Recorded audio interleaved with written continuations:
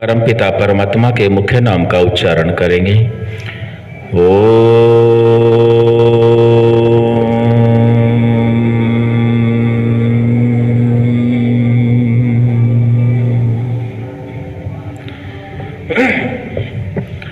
हम सभी गायत्री मंत्र पर विचार कर रहे हैं, जिसको चारों वेदों में रखा गया है और इसको गुरु मंत्र भी कहते हैं। शिष्य गुरुकुल में आचार्य के पास जाता है, तब भी गायत्री मंत्र का उपदेश शिष्य को होता है। गायत्री मंत्र के अनुसार अपना आचरण करें। इसको समझने समझाने का प्रयास करते हैं प्रश्नोत्तर के माध्यम से। ओम अक्षर के विषय में हमने जाना। ओम अर्थात सर्व रक्षक। जितनी भी जड़ चेतन सत्ताएं हैं, सभी की रक्षा परमपिता परमात्मा करते हैं। भू के विषय में भी जाना। भू का अर्थ हमने समझा है प्राणों का प्राण। जिन प्राणों के माध्यम से आत्मा उन्नति को प्राप्त होता रहता है, उन प्राणों के विषय में जाना। जो 5 प्राण 5 शक्तियों के रूप में परमपिता परमात्मा ने हम सभी आत्माओं को दे रखे हैं। आज का शब्द है भुवः। भुवः का अर्थ अशोक प्रधान जी बताएंगे। भुवः के अर्थ क्या है?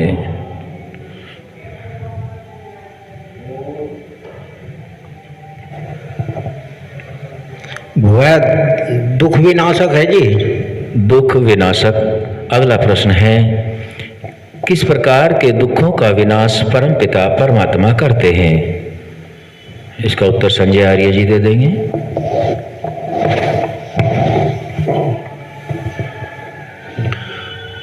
ओम भुवः जो दुख विनाशक परमात्मा सभी दुखों से दूर करने वाला, जो जन्म मरण आदि दुखों में जो क्लेश है, इनसे दूर करते हैं परमात्मा।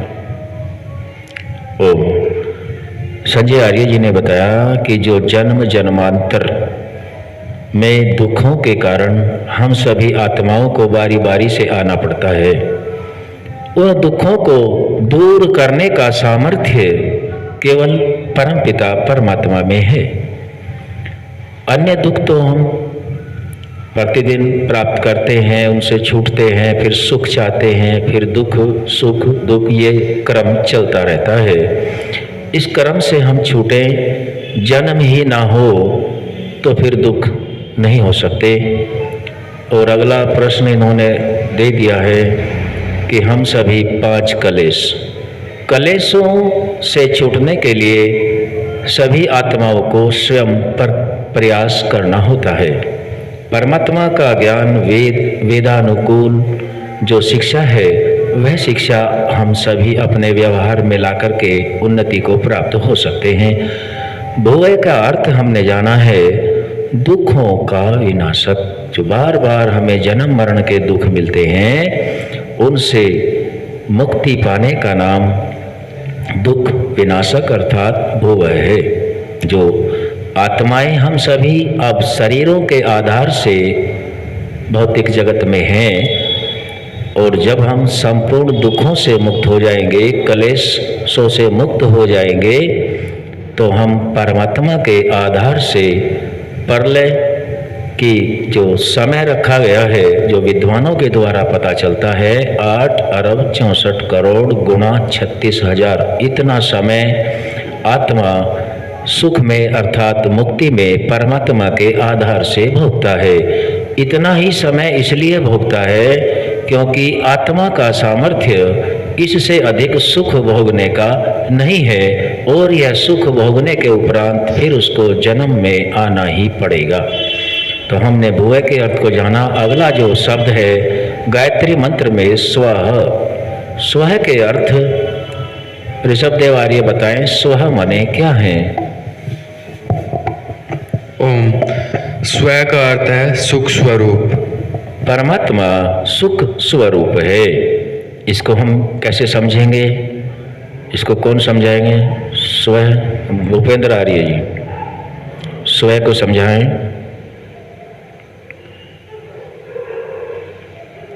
सुख ओम सुख स्वरूप इसलिए है परमात्मा क्योंकि ने हर चीज सूर्य, चंद्रमा, वनस्पति, जल, अग्नि, वायु सब जो है हमें दे रखा है हमारी खुशी के लिए।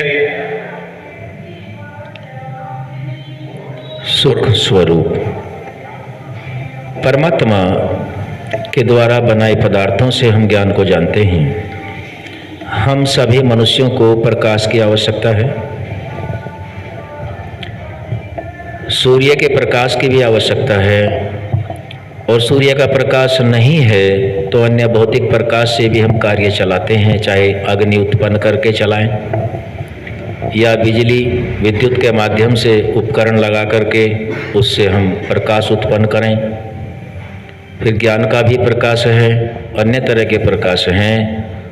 तो ये प्रकाश मनुष्यों को प्राप्त करने पड़ते हैं, और प्राप्त जब एक प्रकाश होता है तो दूसरे की फिर आवश्यकता पड़ती है, दूसरा हो जाए, तीसरे की इच्छा बनी रहती है। लेकिन परमात्मा सुख स्वरूप इसी प्रकार से है जैसे हम प्रकाश अर्थात सुख दुख चाहते हैं, फिर सुख चाहते हैं, फिर वह पूर्ति हुई, फिर अगला सुख चाहते हैं। तो परमात्मा में ऐसा नहीं घटता। परमात्मा तो स्वयं में सुख स्वरूप हैं। जैसे सूर्य अग्नि का स्रोत है, उसे अग्नि की अन्यों अग्नियों की सहायता की जरूरत नहीं है, ठीक वैसे ही परमात्मा को किसी अन्य सुख की भी आवश्यकता नहीं है। और हम सभी आत्माएं जितने भी जीवन भर प्रयत्न करके कार्य करते हैं सुखों के लिए ही करते हैं, और सुख संपूर्ण सुख पवित्रता के आधार पर पूर्ण सुख देने का सामर्थ्य केवल और केवल परमपिता परमात्मा में है। यहाँ तक हमने 3 शब्दों को जाना। चौथा ओमक शब्द है। ओम भूर्भुवः स्वः, यहाँ तक जाना है। ओम सर्वरक्षक, जो सभी की रक्षा करता है।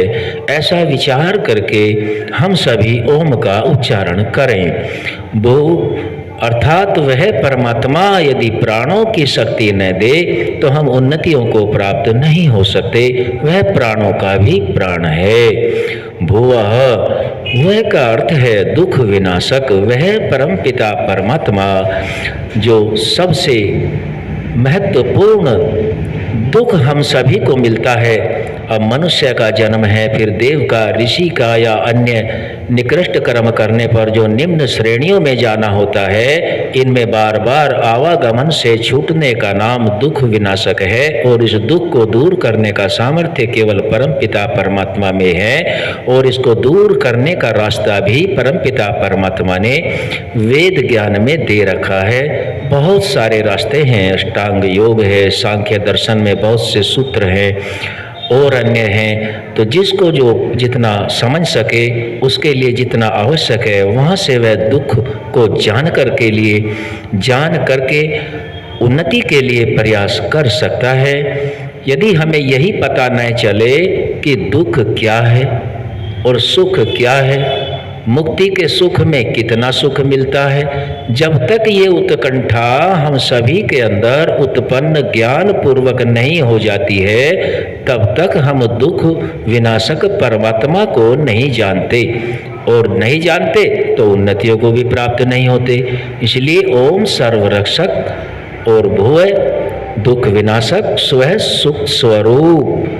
हमें सुख की बार बार आवश्यकता पड़ती है, लेकिन परमपिता परमात्मा तो अपने अनंत सामर्थ्य से ही सुख स्वरूप से ही सुखी है। उसे सुख की अन्य कहीं देखने की आवश्यकता नहीं है। इसीलिए हम उस केवल सर्वरक्षक, संपूर्ण सृष्टि के रचयिता, किसी भी कर्म का फल रोक दे ऐसा नहीं, सभी का न्याय करने वाला, सर्वज्ञानी, सर्वज्ञ, सर्वव्यापक है, हर जगह रहता है, हर काल में है। हमसे उसकी दूरी नहीं है, न समय की दूरी है, न स्थान की दूरी है। हम सब मिलकर के परमात्मा के ज्ञान को प्राप्त करके उस ज्ञान की दूरी को नष्ट उपासना के माध्यम से कर सकते हैं। आज हमने तीनों शब्दों को जाना है। ओम भूर्भुवः स्वः। आगे का मंत्र का विचार फिर रखेंगे। आज यहीं तक। ओम शम।